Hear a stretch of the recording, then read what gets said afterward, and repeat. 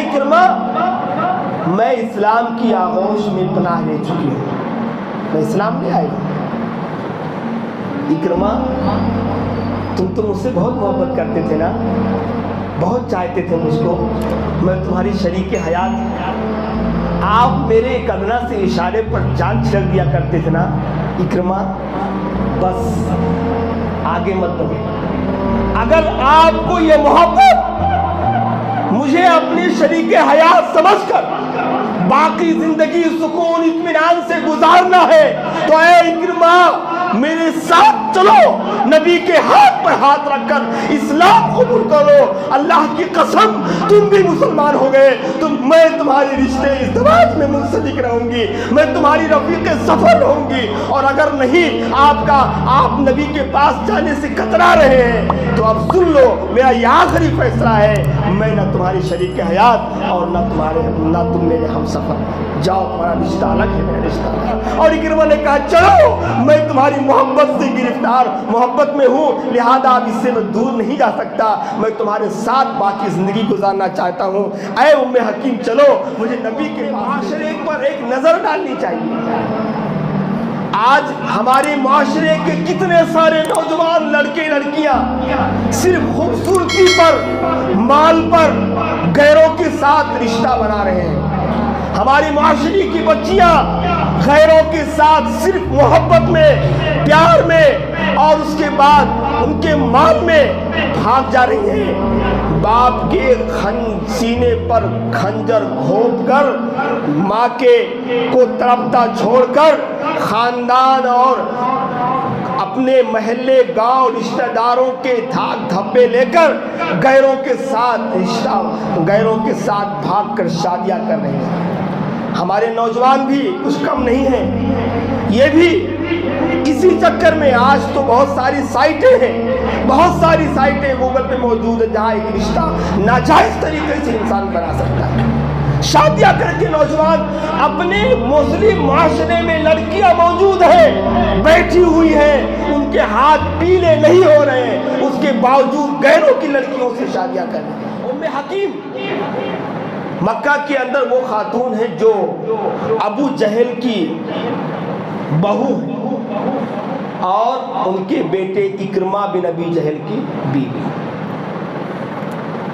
فتح ہو گیا مکہ، رسول اللہ صلی اللہ علیہ وسلم نے 10 لوگوں یا 12 لوگوں کی وارنٹ جاری کر دی، یہ لوگ اگر خانہ کعبہ کا غلاف پکڑ کر بھی پناہ طلب کریں تو ان کو پناہ نہیں، ان کی گردن مار دی جائے۔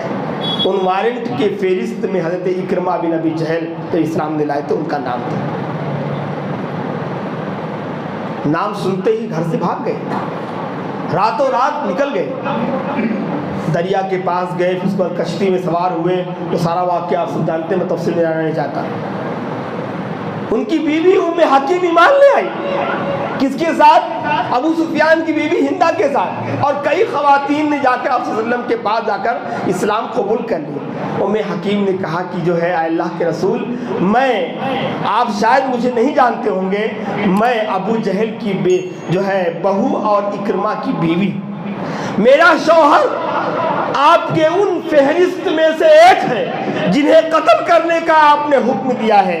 اکرما بھاگ گئے، نکل گئے، لہذا اللہ کے رسول میں چاہتی ہوں کہ ہم دونوں ساتھ رہے جب تک ہماری زندگی ہو، آپ میرے شوہر کے لیے ایک امان لکھ دیجئے تاکہ میں اپنے شوہر کو واپس لا سکوں، اسلام قبول کر لیں، وہ اسلام قبول کر لے۔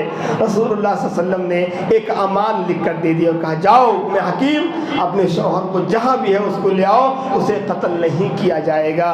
چنانچہ ام حکیم وہاں سے گھوڑے پر سوار ہوئی اور بحر احمر جو بھی پڑ رہا تھا سمندر جہاں سے ان کو دوسرے ملک جانے کا تھا وہاں پر پہنچی، اور جانے کے بعد اکرما اتر چکے تھے اس کشتی سے باہر، تو ام حکیم نے کہا اکرما ان معی من امان اللہ، میرے پاس رسول اللہ صلی اللہ علیہ وسلم کا امان ہے، اور اے اکرما میں اسلام کی آغوش میں پناہ لے چکی ہوں، میں اسلام لے آئی۔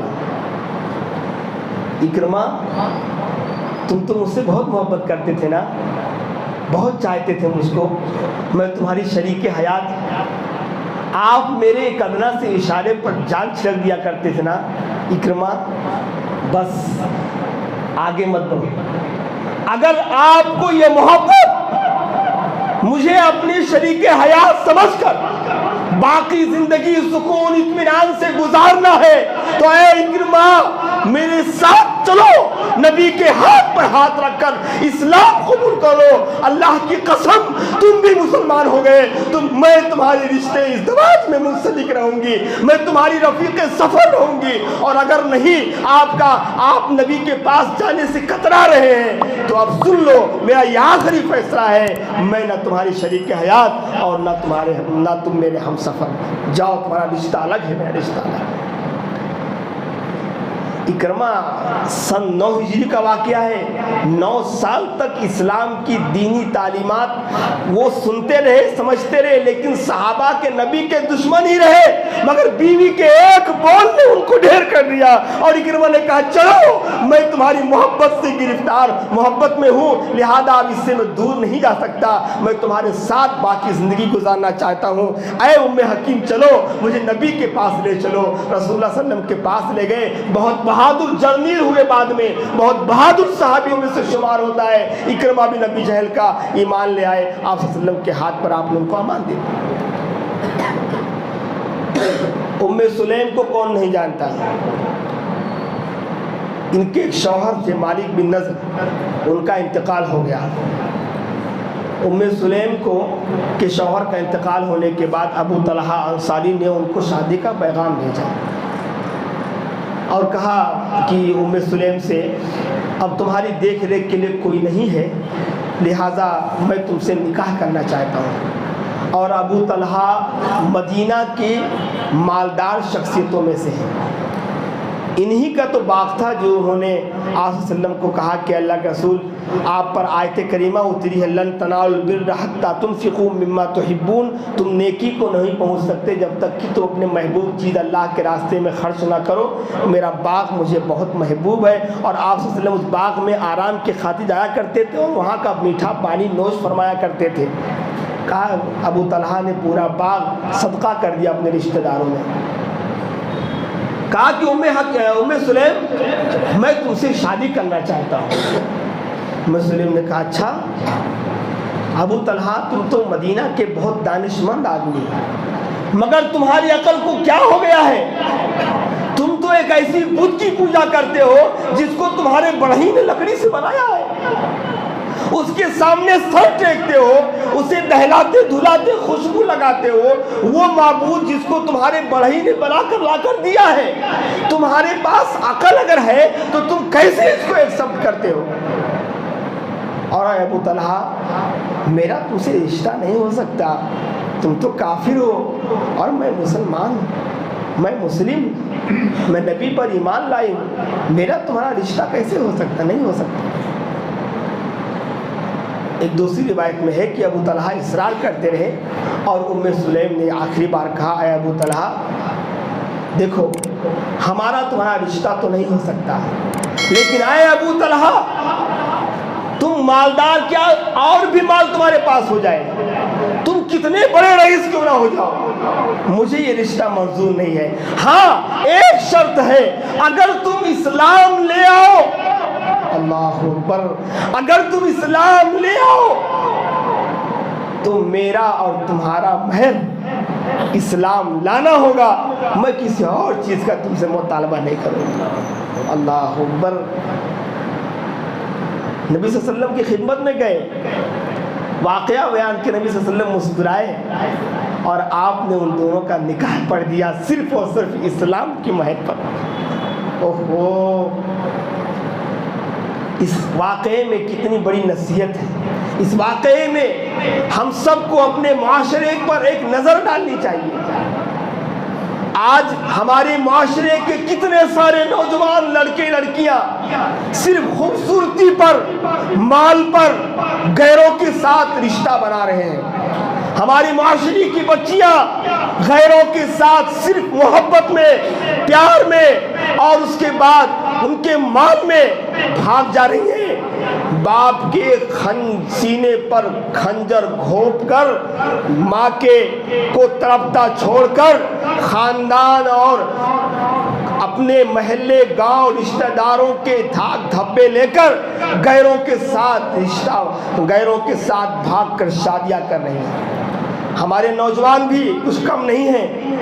یہ بھی اسی چکر میں آج تو بہت ساری سائٹیں گوگل پہ موجود ہے جہاں ایک رشتہ ناجائز طریقے سے انسان بنا سکتا ہے. شادیاں کر کے نوجوان اپنے مسلم معاشرے میں لڑکیاں موجود ہیں بیٹھی ہوئی ہیں, ان کے ہاتھ پیلے نہیں ہو رہے ہیں, اس کے باوجود غیروں کی لڑکیوں سے شادیاں کر رہے ہیں. اور اپنے مسلم معاشرے میں جو لڑکیوں کا مسئلہ ہے, یہ دونوں جو کام کر رہے ہیں نا, یہ یاد رکھیے یہ سب اور سب مغربی تہذیب کا دیندار ہے. موبائل ہے, ساری چیزیں ہیں, اس لیے آج معاشرے میں ایسا ہو رہا ہے. لوگ بہت تیزی سے اسلام سے مرتد ہو رہے ہیں, الگ ہو جا رہے ہیں. کسی شاعر نے کیا خوب کہا, اس کا نقشہ کھینچا ہے, سکھائے ہیں محبت کے نئے انداز مغرب نے, سکھائے ہیں محبت کے نئے انداز مغرب نے, حیا سر پیٹتی ہے اور عصمتیں فریاد کرتی ہیں. وہاں کوئی رشتہ نہیں ہے مغرب میں, جاؤ تمہیں بیٹے کا رشتہ, بیٹے کا نسب نہیں معلوم ہوگا. وہ اپنے نام کے سامنے اپنی ماں کا نام لکھتے ہیں, باپ کا نام نہیں, کیونکہ انہیں یہ نہیں معلوم ہوتا کہ اس کی ماں کے ساتھ کتنے مردوں کا ازدواج, کتنے مردوں کا رشتہ قائم ہو چکا ہے, نہیں لکھتے. ہمارے معاشرے کا المیہ میرے بھائی, کیوں لڑکیاں کیوں بھاگ رہی ہیں, بچیاں کیوں بھاگ رہی غیروں کے ساتھ؟ صرف اس لیے کہ ہم نے دینداری چھوڑ کر معیار دوسری چیزیں اپنانا شروع کی ہیں. معاشرے میں جو ایسی برائی پھیل رہی ہے, جو اس طرح سے ایسا معاملہ ہو رہا ہے, آپ یاد رکھیے اس میں ہمارا قصور ہے کہ ہم نے مال اور دولت دیکھا ہے, خوبصورتی دیکھی ہے, دینداری کو نہیں دیکھی ہے. جبکہ اسلام یہ کہتا ہے کہ مومن مرد مومنہ عورتوں کے لیے خواہ وہ لونڈی کیوں نہ ہو, وَلَا تُنْكِحُوا الْمُشْرِكَاتِ حَتَّى يُؤْمِنْ, کسی مشرکہ عورت سے نکاح جائز نہیں ہے یہاں تک کہ وہ اسلام کی آغوش میں آ جائے. مومنہ مرد مومنہ عورتوں کے لیے ہے, ان سے ان کا نکاح ہونا چاہیے.